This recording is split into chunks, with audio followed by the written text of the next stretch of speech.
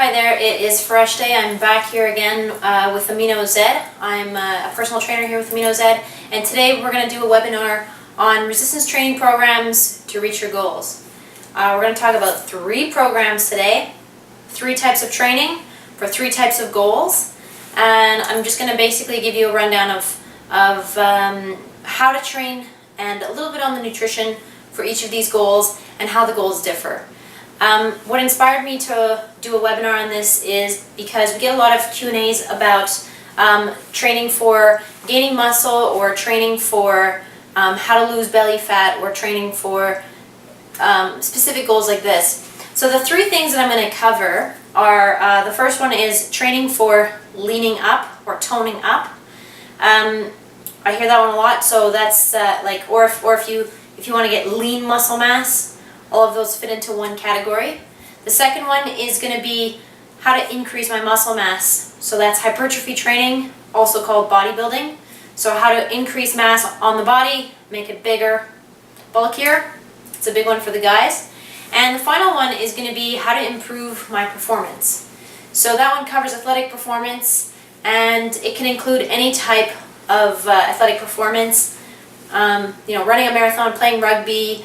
I don't know if you've joined one of those races, those obstacle races that are gaining popularity, how to train for something like that. So those are our 3 main goals.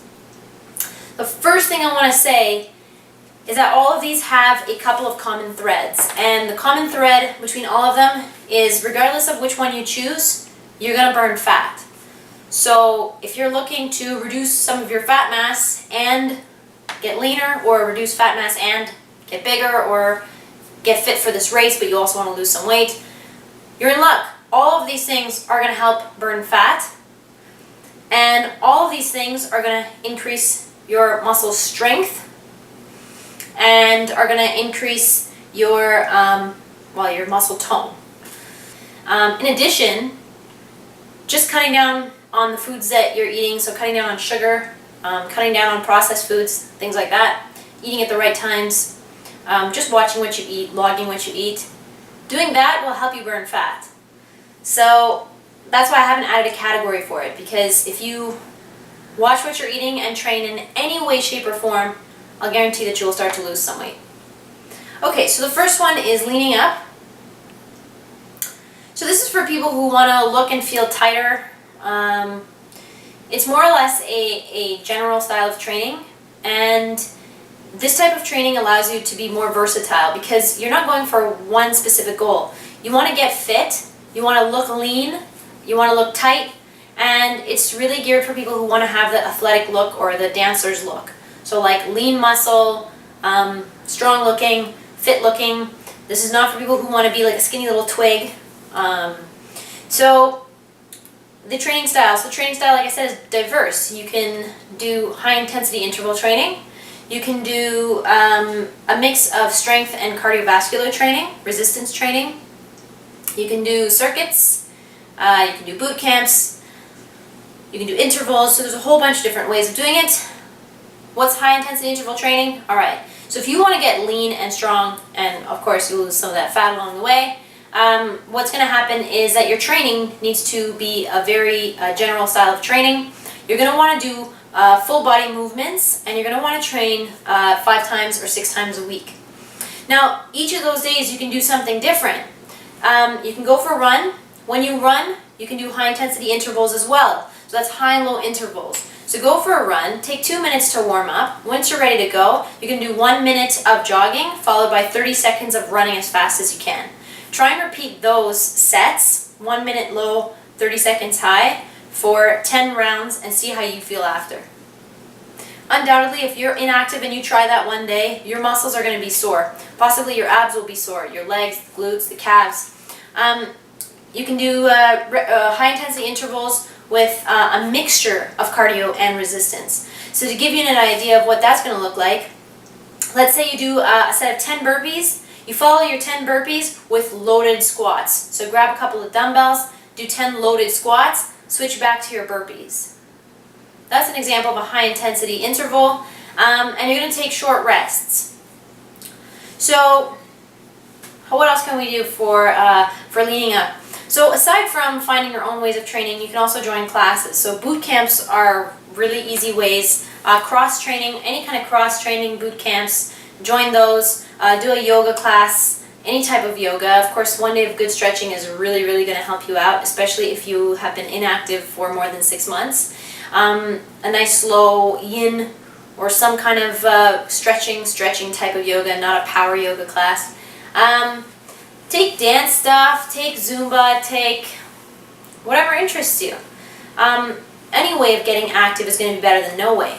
But beware, do not do only cardio just because you want to get lean. If you want to look like a runner, like you could say, well, if you want to look like a runner, do what a runner does, which is run. But don't forget that in the off season and on the off days, pro runners are actually in the gym lifting weights. So you've got to mix it up, you've got to throw some weights in there, and make sure that the exercises that you choose use the full body. So don't work just on your arms. Just because you want to get rid of that, don't work on just your arms all day in the gym. Do a full body workout, and you're going to tighten up your whole body as a whole. Alright, let's move on. Next one is hypertrophy. There's so much information out there on hypertrophy, and the one common thread in the research that's out there is that the rest interval has got to be short. So whatever style of training you're going to do, however you want to put your resistance workouts together, the rest is going to be one of the most important factors. So with hypertrophy, so we want to build size, and I'll explain why in a second, why the rest have to be short. So we want to get bigger muscles. You don't need to do cardio. Now we've got a very specific goal in mind. That goal is to cause muscle tears, which will cause the muscle to regrow in a bigger and stronger and tighter fiber. So we don't need to do cardiovascular training as in running on a treadmill or running outside. You don't need that. High intensity interval training, not necessarily as helpful as strict resistance training. So for hypertrophy, you're going to want to get into a gym. You're going to need to set up your days so that you're doing certain muscle groups on certain days, unless you have 3 or 4 hours to kill at the gym, because this is your basic way of doing hypertrophy. You want to find 3 exercises per muscle group, perform at least 3 sets of those, and your repetition range is going to be anywhere from 6 or 7 reps to 12 reps. So the repetition range is not going to be as important, the intensity is not going to be as important. What's really going to be important is that you do enough exercises on each muscle and that your rests are short between each set. Let me give you an example. I want to get bigger biceps. I'm going to find 3 bicep exercises. I'm going to do concentration curls. I'm going to do easy bar curls over a preacher. And I'm going to do the alternated hammer curl. So that's 3 exercises, all hitting the biceps. Each of those is a little bit different. My palm position is going to be a little bit different, so I'm going to be targeting different sections and different heads of the bicep. I'm going to do 3 sets of each, and each one I'm going to pick up the barbell and aim to do around 10 reps. I'm not going to go to failure on any of those. I'm not going to go to complete failure. I'm going to go till I'm very, very fatigued, but I'm going to make sure that I can, if I was forced to, I could pump out maybe 1 more set. And the reason for that is that I want to make sure that I keep good form. So if you're going to complete failure, undoubtedly your form is being compromised. No point in doing that. Put the barbell down once you feel like your technique is going. Check the clock, keep a watch your rest time. So give yourself between 30 and 60 seconds, grab your weight, go again, pump out as many as you can, and don't forget to record down how much you're doing each set. So you'll take the same weight each time, and if on the first one you can do 12, the next one you might only be able to do 10, and then maybe 6 on the third one. That's a really good way for training hypertrophy. So the idea here is that in between the sets, your muscle is not getting enough rest to go back to 100% capability. This is what's going to really elicit the changes. Now that's just one way of training for hypertrophy. If you do a 3-day split or a 4-day split, you can even do a 2-day split. You can do all the muscles that are involved in pulling and all of the muscles that are involved in pushing, or you can separate it up into muscle groups. So, for example, legs one day. This is super classic for guys because guys love neglecting the legs. So let's say you were to do legs one day. The next day you're going to do chest and triceps.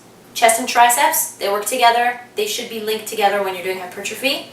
Chest and triceps. You can also link shoulders with triceps because they also work together. You can do chest and abs together if you like. You can do biceps and back together. So the biceps and the back, again, they work together. So those are a bunch of different combinations. You can combine them as you like. People sometimes separate the muscle groups by what we see. So, for example, arms, core, legs, but that's not how the body works. Your chest doesn't work at the same time as your back when you're doing the concentric part of the movement. So, for example, if I'm doing a seated row, I'm pulling from here. This is not an arm exercise. It's a biceps and back exercise. So an upper back and a bicep exercise. What's the point in me mixing together these muscles with a chest press? They're unrelated. So it's for that reason that we separate them. If you can manage to group together the right muscles, what that's going to do is, let's say you're working out chest and triceps, then the next day you come back to the gym and you're working out biceps and back. Okay, you're still going to be able to get a full adequate rest and allow for the muscles to recover, to adapt, to grow, so that the next time you come back, which is going to be at least a day or 2 or 3 days later, your muscle is prepared, has healed, and is ready to go again for the next round. So I hope that makes sense as well. So that's what the example is going to look like for your training. Alright, so the third one we're going to go over here, the last type of training, is training for performance. Now, this one is the one that should make the most amount of sense to you. When you train to perform, you're going to want to train in a mimicking way to the feat or the competition or whatever the goal day is. So, for everyday people, we join long distance biking, cycling races to raise money, or we're joining marathons to get in shape. And, we join a fundraiser for that. And now you're stuck getting ready to prepare for this super long thing. You think you can do it, but you don't really know how to train. Alright. The first rule is the specificity principle. If you want to get better at long distance running, you've got to get out there and go running. If you want to get better at long distance cycling, get out there and go cycling. If you want to get better at rugby, going cycling is not necessarily going to help you. It's not the most effective way. So, let's say you were to train for rugby or for football or something like that. Okay, football, there's a lot of footwork, there's a lot of running. Same with rugby, actually. A lot of footwork, a lot of running. So what you're going to want to do is train in a way that mimics that. So we're going to want to do box jumps, sprints, footwork around cones, around ladders, through pylons, tires, things like that. That's really going to mimic it. What muscles are being used in the sport that you're going to do? What does the course look like? Is it a hilly course? Are you going to be running on hills? Train on hills. Obstacle courses are super popular right now, as like I said in the beginning. So Spartan race, prison break, those types of races. If you're going to be training for that, try and get a look at what the course is going to look like. If you've got to do pull-ups or cross a monkey bars or crawl under barbed wire, well, get out there, go to the park, start training for those things. Do a jog, set up a small course for yourself that replicates what it's going to look like on the real course, and train like that. There's no point in a person who's preparing for prison break going and doing a bodybuilding training program at the gym. That just doesn't work. So all of those things are training for a specific goal. Again, like I said, if you want to lose weight, if you want to lose your belly fat, choose any of these programs. You can have more than one goal going at once, and the goals can be very complementary. So finally, how do you eat? My favorite thing to say is to eat clean, eat a lot of protein, eat a lot of healthy natural fats, and cut down your sugar. Anything that's processed, anything that is prepared is not going to be good for you in the long run. There's a lot of discussion out there about eating wheat, and in the next webinar I'm going to talk about eating wheat and carbs, and I'm going to give you my ideas and things that I've learned about the eating wheat debate in the next webinar. So I hope you find that helpful. My name is Fereshteh, and I'm the trainer here with Amino. So stay tuned for next week, I'm going to have the next one up for you about the wheat debate.